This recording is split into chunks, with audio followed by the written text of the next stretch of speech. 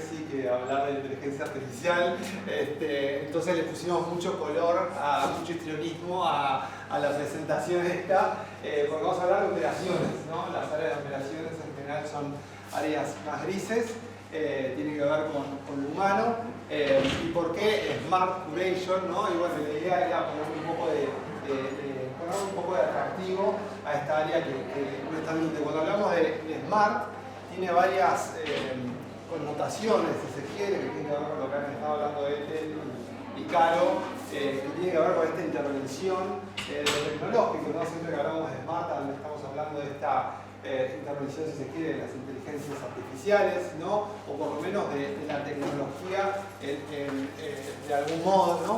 Pero también tiene que ver mucho con la operación humana, ¿no? Yo vengo a hablar, si Caro habló de todo lo que tiene que ver con los algoritmos, yo vengo a hablar de los humanos que todavía están haciendo las grillas esas viejas en Excel, que trabajamos con Excel y estamos pasando Excel a sistemas bastante más grises que lo que nos podemos imaginar, ¿no? Y también cuando hablamos de Smart entra todo esto que venimos diciendo, que es la data de los usuarios, ¿no? De repente la posibilidad de tener información de los usuarios, pero tenerla además a gran escala, ¿no? ¿Y de qué estamos hablando con Curation? Con la publicación de contenidos, ¿no? Que es una actividad muy concreta dentro de la cadena de producción y de valor de los contenidos y que se aplica a toda la industria. Lo de Smart Curation no lo inventé yo, si lo movían para ya hay un par que hablaron de Smart Curation. Había un Frederick Martel que decía que tiene que ver con esto de los dos filtros, ¿no? El filtro por un lado humano, la creación de contenidos, que es algo que todavía persiste, y la intervención del Big Data o de la tecnología o si se quiere, la información de los usuarios, ¿no?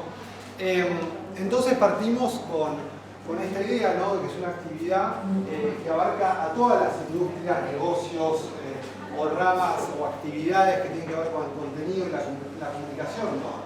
Desde que existe voy a usar un concepto que ya está repasado de moda, ¿no? Que es la web 2.0, ¿no? Desde que existe eso, que ya pasaron como 15 años, que todos tenemos estas facilidades de supuestamente de creación, producción, publicación y simulación de contenido, ¿no? Lo que hablaba un poco de de que Internet venía a promover y prometer una publicación sin intermediarios, ¿no? A los creadores de contenido, ¿no?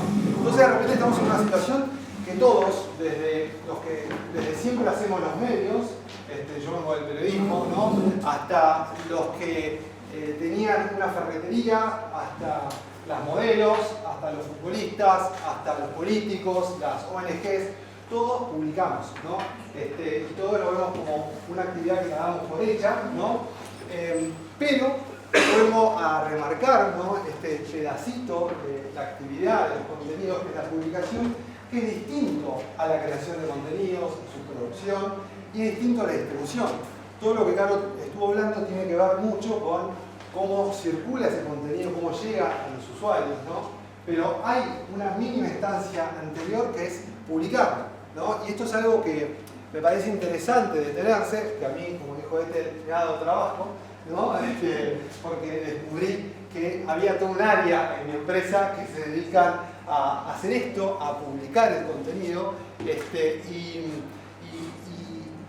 y lo que vemos que pasa mucho en las empresas, quizás que no son tan grandes, como puede ser una empresa como Paramount, como puede ser una empresa como Clarín, sino empresas más chicas, emprendimientos, en pymes, o en ONGs, o en profesionales, es que contratamos a la misma persona para que haga la creación, distribución, publicación, para que haga todo, pero tenemos que entender que la publicación requiere habilidades, condiciones, características, responsabilidades, criterios, no juicios, ¿no? Interpretaciones distintas a lo que requieren quizás la creación y la distribución, ¿no? Entonces vengo a destacar un poco eso, y en este sentido a abrir la pregunta, ¿no? Es decir, ¿estamos poniendo algún tipo de inversión en ese momento de la publicación o estamos gastándonos todo, plata, energía, creatividad, inteligencia, en pensar el contenido, en armarlo y después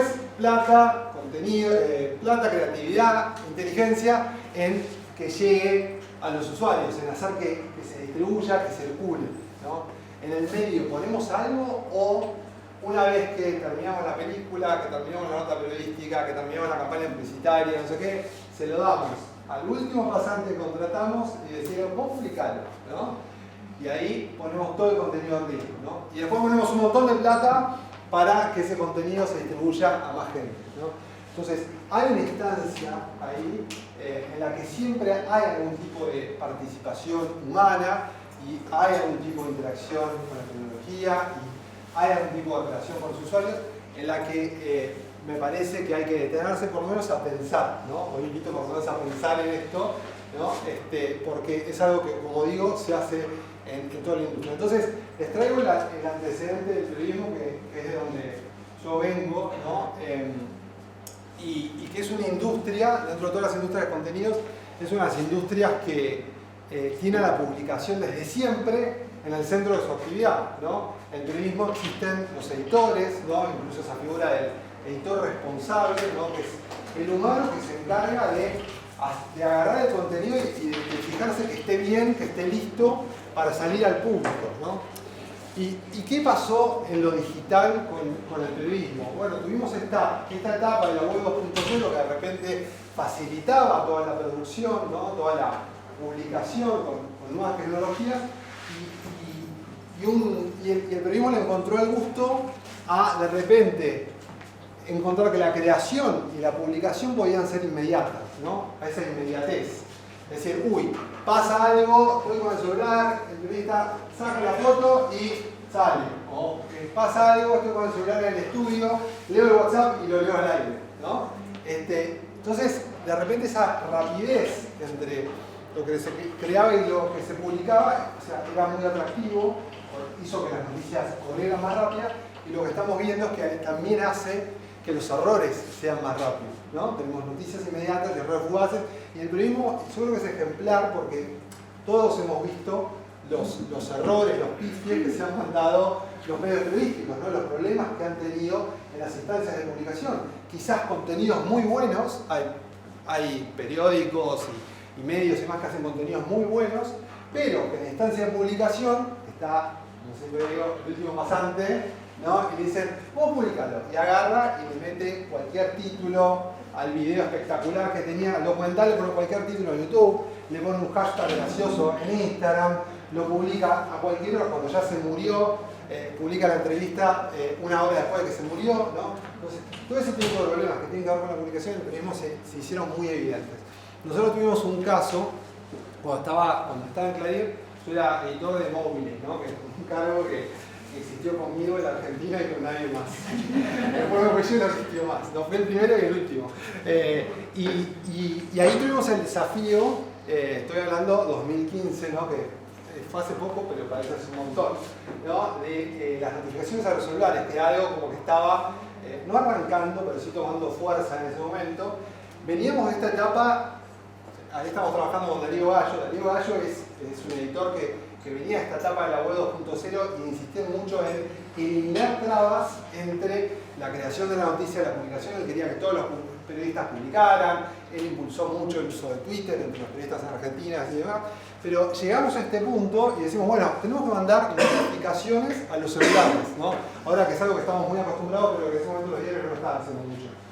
Y ahí teníamos un desafío porque no podíamos hacerlo con la liviandad de la publicación de un tweet o de un post de Facebook o de una noticia en un sitio de internet porque de repente era algo que iba a llegar al celular y que no lo íbamos a poder editar, que no lo íbamos a poder borrar. Una vez que llegaba, se quedaba ahí. Iba a llegar al celular que está en el bolsillo de una persona que estaba en una charla en la facultad, que estaba en misa, que estaba durmiendo. Entonces había que empezar a pensar un montón de cosas que tenían que ver con lo periodístico, con lo expresivo, con lo técnico, con los horarios, con el volumen de notificaciones, ¿no? Entonces de repente nos dimos cuenta que teníamos que tener como una estrategia. ¿Cuándo vamos a publicar? ¿Cuánto vamos a publicar? ¿A qué hora? ¿No? ¿Con qué estilo? ¿No? ¿Qué noticias? ¿No? Había un montón de preguntas que nos hicimos desde el principio y que decimos, bueno, tenemos que esto tenerlo muy claro. Y después cuestiones tecnológicas, porque no era el mismo sistema con el que se publicaba la web, no era el mismo sistema con el que se publicaban en las redes sociales y demás. Entonces, era todo un desafío que nos quedó muy claro ahí que estaba en lo que es la publicación. Para mí, en lo personal, fue darme cuenta, yo ya venía hace tiempo trabajando con Guillermo, fue darme cuenta que es un área que me interesa mucho, que es la publicación, ¿no? Quizás no tanto en la creación de contenidos periodísticos, sino en la publicación, ¿no? Entonces, desde hace muchos años, mis papás me preguntan qué es lo que hago, porque ya cuando era periodista, pero ¿cómo? Y no salís en la tele, no firmas notas. No, nadie nunca tiene claro lo que hago, ¿no? Fue un poco un problema muchas veces, ¿no? Creo que soy un editor de móviles y nadie sabía describirlo, pero tiene que ver con todo esto, ¿no? Quizás me estoy dando cuenta tarde, ¿no? Me tendría que haber dado cuenta hace 6 años, ¿no? Con la curaduría digital, ¿no? La curaduría digital es una actividad que ahora no la defino, pero cuando me preguntan contesto esto. Soy el último eslabón entre el contenido de usuario. Agrego el último eslabón humano, porque después, como dice Caro, entran todos estos algoritmos y todos estos modelos y demás. Pero somos los curadores o los publicadores en cualquier industria de los contenidos, somos estas últimas personas que reciben los materiales, reciben las estrategias, reciben las ideas, reciben todo y se encargan de hacer la puesta en escena, ¿no? Para antes de que llegue al usuario. Entonces, por eso digo, es la última defensa del contenido, ¿no? La última defensa porque, digo, acá nos estamos jugando de que no entre nada que lo reinterprete ese contenido, que lo cambie, ¿no? Que modifique su sentido, su interés, su target y demás, ¿no? Entonces, para ir a lo específico, ¿no? Porque mi mamá sigue sin entender qué hago, cosas concretas que hacemos. Y como vengo diciendo, es la puesta en escena del contenido, ¿no? Lo ponemos a disposición del público. Publicar es ponerlo a disposición del público y eso es encargarnos de todos los detalles que hacen que ese contenido esté listo para salir en un cierto producto, ¿no? Entonces, esto tiene mucho que ver con depender de qué producto se trata. Yo actualmente, como decía trabajo para Paramount, en la parte de Paramount Plus, que es una plataforma de streaming como Netflix, como HBO, como Disney. Nosotros trabajamos en el área de O&O, que son las bien Paramount todo, ¿no? O&O es Operated and Owned, plataformas son nuestras, digamos, y que nos operamos nosotros. O sea, nos encargamos, por ejemplo, de lo que sale por una alianza entre Paramount y Amazon o lo que va a salir en redes y demás, ¿no? Entonces, manejamos productos propios, ¿no? Que la empresa es dueña y nos encargamos de que cuando la película está lista y cuando marketing está listo y cuando programación está listo, nosotros le agreguemos todos los contenidos paratextuales, metatextuales, intertextuales para que esté a disposición del público o esté a disposición de la inteligencia, ¿no? El machine learning que lo está distribuyendo al público, ¿no? Entonces, acá Calo dijo algunas cosas, ¿no? La importancia de lo metatextual es la famosa metadata, ¿no? Que esto es algo que cuando trabajás con YouTube, con la gente de YouTube, ¿no? Te insisten mucho, ¿no? Cuando publicas un video de YouTube es muy importante, la metadata es el contenido que describe al contenido, ¿no? Entonces puede ser, en el caso de una película, puede ser la información de quiénes actúan, quiénes dirigen y demás. En el caso de una noticia, los temas que trata, ¿no? Y demás.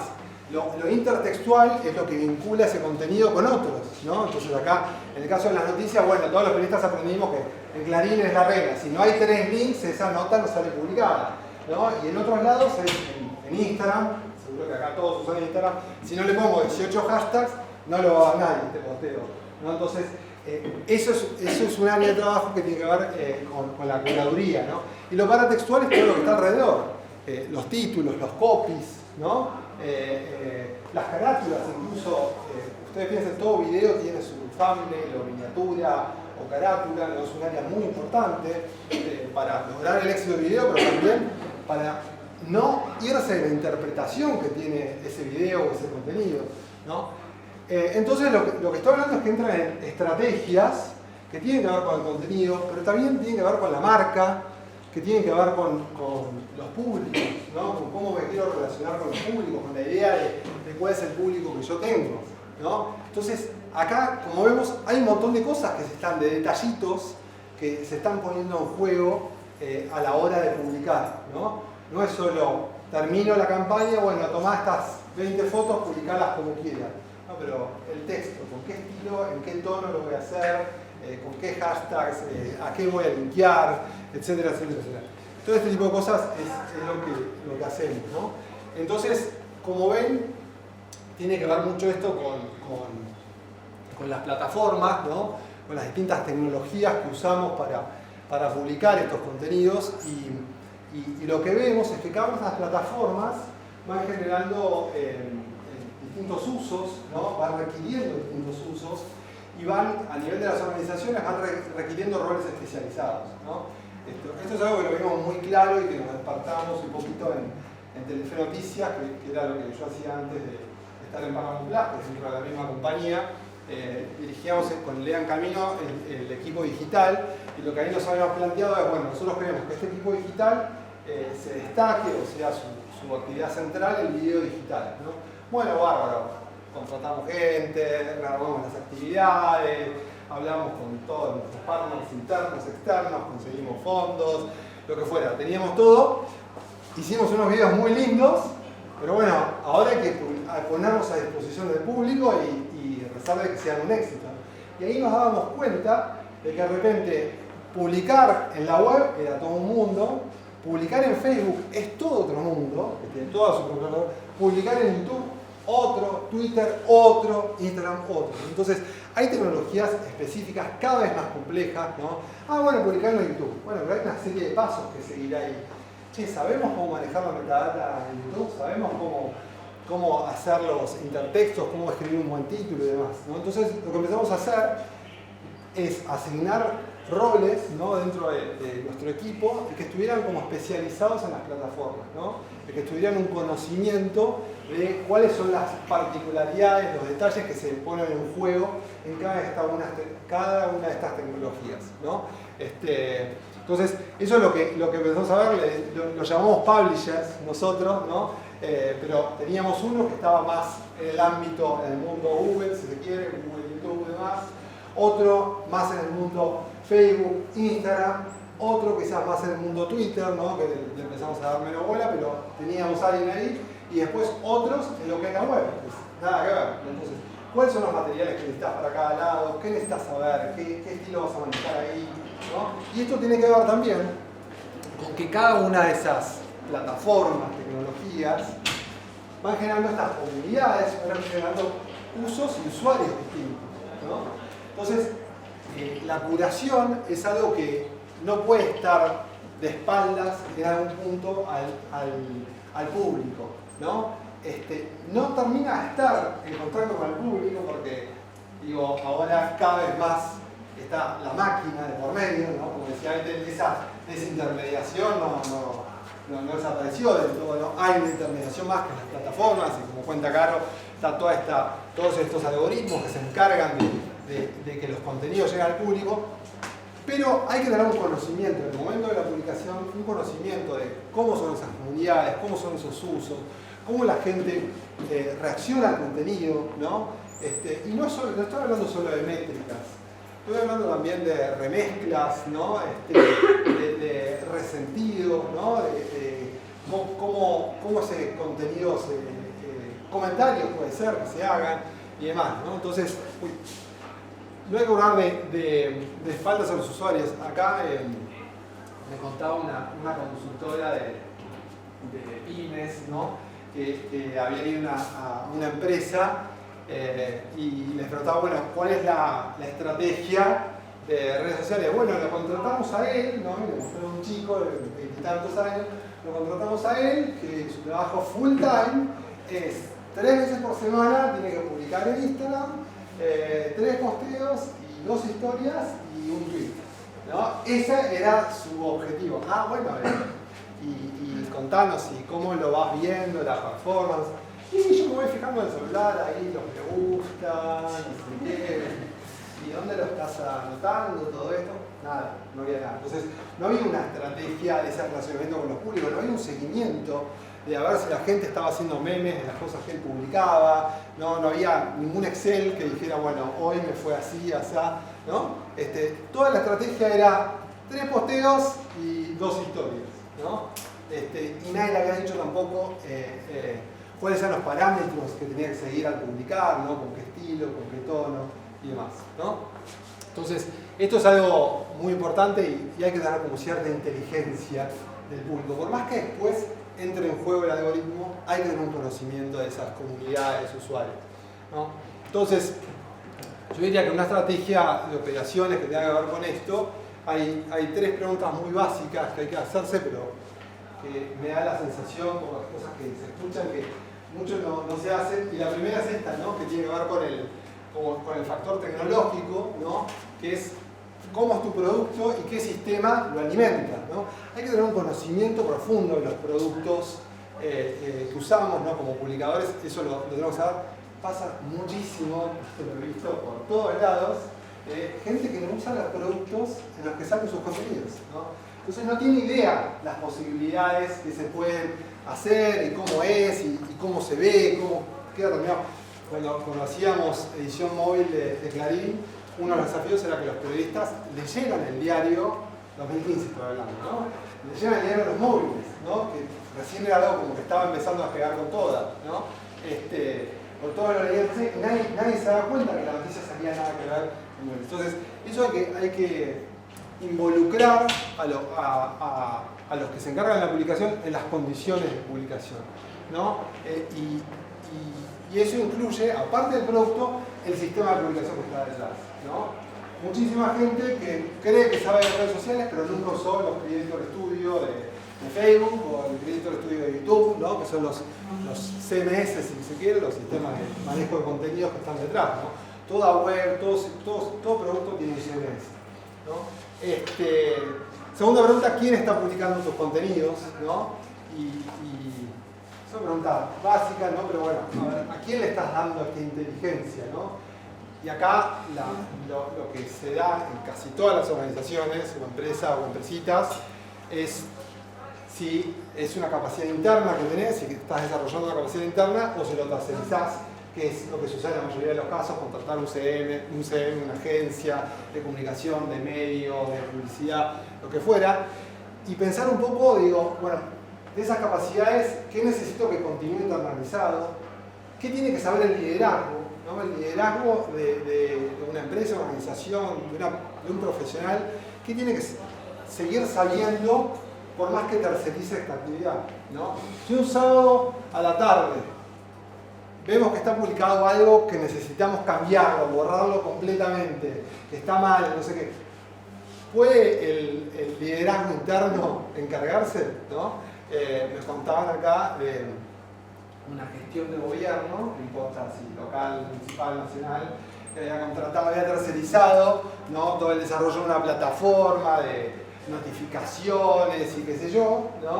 Y se terminó el mandato, cerraron, entregaron, no se renovó el contrato de esta agencia tercerizada, de toda esta plataforma que implicaba, era a nivel no sé qué, un montón de agencias, no sé qué. Y durante meses nadie se preocupó, de repente alguien dijo, bueno, vamos a actualizar esto, che, quedó un poco desactualizado. Y empezaron a llamar por teléfono a ver quién tiene la contraseña. Entonces, ¿quién tiene la contraseña? ¿No? O sea, ¿quién tiene la contraseña en un caso de emergencia? Para publicar, para explicar, para corregir. Es algo que muchas veces nos preguntan. Acá estoy hablando a nivel gubernamental, ¿no? Y después, muy importante, cuáles son los flujos de trabajo de comunicación, cuáles son las planillas, esas malditas cajerillas, ¿no? Que se usan para publicar, ¿no? Cuáles son los procesos en los que circulan los materiales, los criterios, las pautas, las estrategias, ¿no? Y esto es muy importante, ¿no? Y acá me voy a extender un poquito. Tengo una tendencia, yo hago muchas clases, de venir a usar la computadora para pasar el tiempo. Bueno, el tema de los workflows, ¿no? Los flujos de trabajo. Y hay un montón de workflows que tienen que ver con la publicación, ¿no? Workflows de, bueno, cómo llegan los materiales al equipo, a la persona que va a publicar, ¿no? Los workflows de sourcing, ¿no? Cómo llega el contenido y todo lo que hace al contenido, ¿no? Los workflows de curaduría, cómo se decide cuál puede ser el texto de ese contenido, los colores que puedo usar, los hashtags, no sé qué. Workflow de publicación, cuándo se publica, ¿no? Hay un montón de workflows de control, de corrección, de actualización de publicación. No se piensa en las crisis, ¿no? ¿Qué pasa si tengo una crisis, o si tengo que corregir algo, o si tengo que renovar algo? ¿Cómo se decide, cómo se comunica, cómo se acciona eso? Voy a contar algo medio triste, pero va a ser, ya termino, va a ser feliz porque va a ser un modo homenaje. Este domingo se falleció una chica de mi equipo, ¿no? Inesperadamente, una de las curadoras. Es una persona muy interesante el perfil, porque no venía la mayoría viene de Nickelodeon y demás, de la compañía. Yo soy el raro que viene del periodismo. Y esta la habían contratado en pandemia y era máster en bibliotecología, ¿no? Pero daba muy bien por toda su capacidad de manejo de procesos, ¿no?